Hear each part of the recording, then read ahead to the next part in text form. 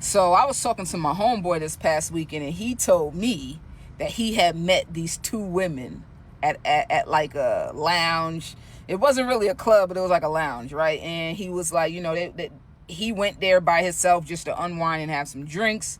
And he was basically sitting in like this lounge area, and these other women were sitting over there. Actually, he said there was a bunch of people sitting over there, but he sparked up a conversation with these two women, right?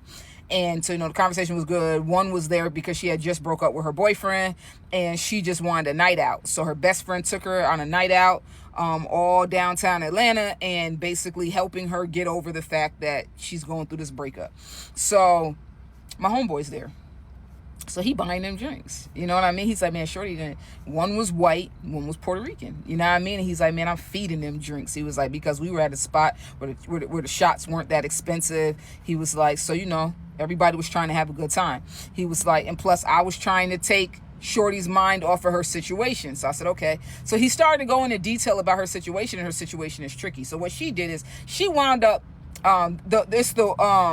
the white girl that's going through the breakup. So basically, she did one of these things that a lot of women do. You fall in love with a nigga in prison, right? And you already know how that goes. When they're in prison, they telling you they love you, and when they come out, they gonna be the best thing. Y'all gonna get married, and life is crazy, and it's gonna be all this, But we all know that that's bullshit, right? We already know that when these men come home, the first thing they do is leave you and go hang out with their homeboys and all the other women that they were talking to when they were in prison, right? So basically, that's what happened to her.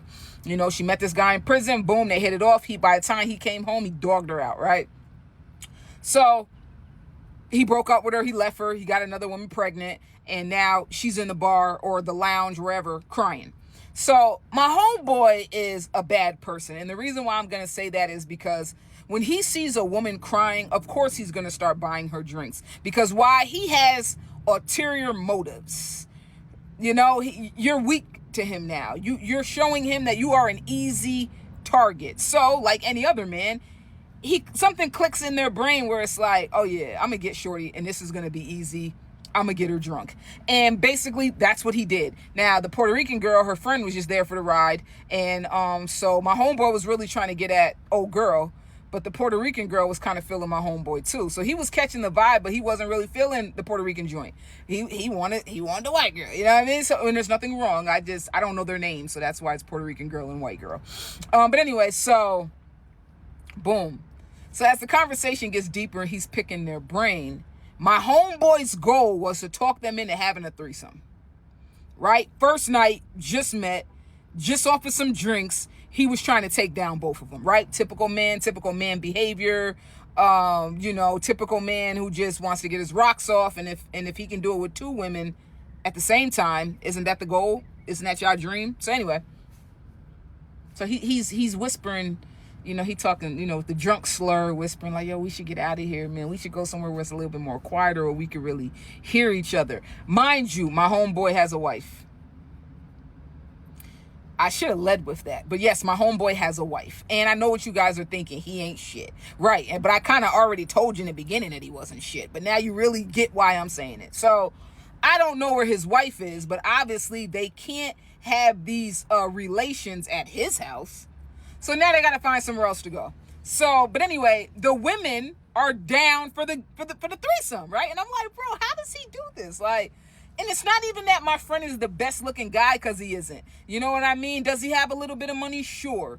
But it ain't like he one of these rappers that can just get any woman that he wants. So the simple fact that he pulled this off is amazing. So I said, send me pictures. Not pictures of the activities, because that would be weird. But send me pictures of what they look like, because I like to put visuals. I like to put faces to the story. So he sent me a picture, and I don't know why he wasn't feeling the Puerto Rican girl, because she was bad. Like, bro, like, I would have went for the Puerto Rican girl, not the white girl. But the white girl was pretty too. She was Italian. You could tell she was mixed with something. She was badder, but they were both bad. So he had the time of his life. But anyway, backing up because I'm fast forwarding. But so basically, I'm like, bro, where are you going to take him down at? Because obviously you can't do it at the crib. And it's not that I'm condoning his behavior, but I chose to let him be my friend. And I don't judge my friends. I kind of let them do what they do, right? Sorry to your wife, but I ain't telling her shit, because that's not my place. But anyway, but I'm interested because it's an interesting story. So I'm like, so bro, where did this take place at or whatever? You know what I mean? He told me one of the girls, I don't know if it was the white girl or the Puerto Rican girl, but he said one of the girls had a Grand Wagoneer, like a Jeep Wagoneer, which is one of them big ones with the third back seat. He said he took them down, both of them, in the back of a Wagoneer. For those who don't know what a Wagoneer is, Google it. And so I'm at this point, I almost wanted to see videos of this activity because I'm like, how did he do it? Because my homeboy is kind of tall, right? And the Puerto Rican girl is very robust, if you know what I mean. And the white girl, shy, you know what I mean? But like, how did all three of them in the back of a Wagoneer make this happen?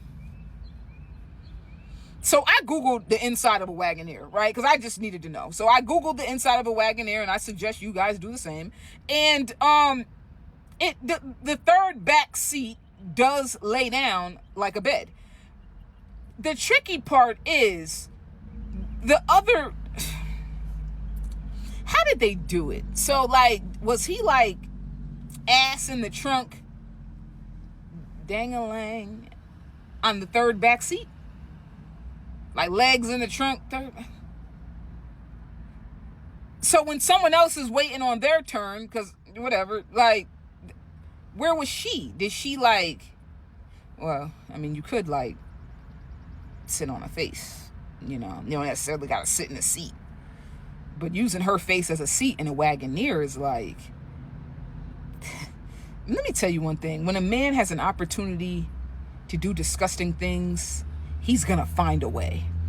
Because if you take down one female in a Wagoneer, I can see that happening. From the inside of a Wagoneer, I can see that happening. But two? And I know it really got hot and steamy in there because the Wagoneer is like a box. So, and you had two. So I know the stench was like, did she get it detailed the next day? Did she ride her kids in it the next day? Because it smelled like a whole lot of budussy.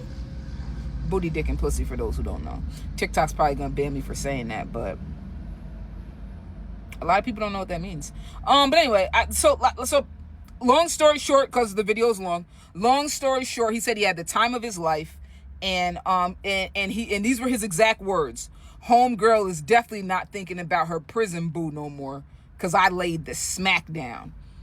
And I've never heard anyone say that except in like the WWF or WW, I don't know the acronyms, but he said he laid the smack down. So for guys that have had threesomes, what does that mean? He laid the smack down. I'm pretty sure I know what it means, but I'd rather y'all tell me. But anyway, because I just want to make sure I'm on the same page. But anyway, he said he had the time of his life. And I said, are you going to see them again? And he said no. And I'm proud of him because I had another friend who slept with a stud that looked like Travis Scott. Not only did he keep seeing the stud, but then he kept seeing the stud's girlfriend too. And now the stud's girlfriend is pregnant with his baby. That's a whole nother issue. But this friend right here knows how to be one and done. Well, let me say two and done because it was a threesome. He knows how to be two and done and walk away and go back home to his wife. Now, let me just let you know now, of course, you can see my friends aren't shit. And I don't know why I attract not shit men as friends, but I do. But I just want you to know, ladies, that has nothing to do with my character. I don't do these things. I'm not a cheater. Okay? So, I'm just going to put that out there. My friends are, though. And they do say you are who you hang out with, but I debunked that already because I'm not who I hang out with. I'm just me, right? But anyway, happy Monday. And I am going to try to get an update on this stud that looks like Travis Scott because it's been a while. So bear with me. We're going to get to it.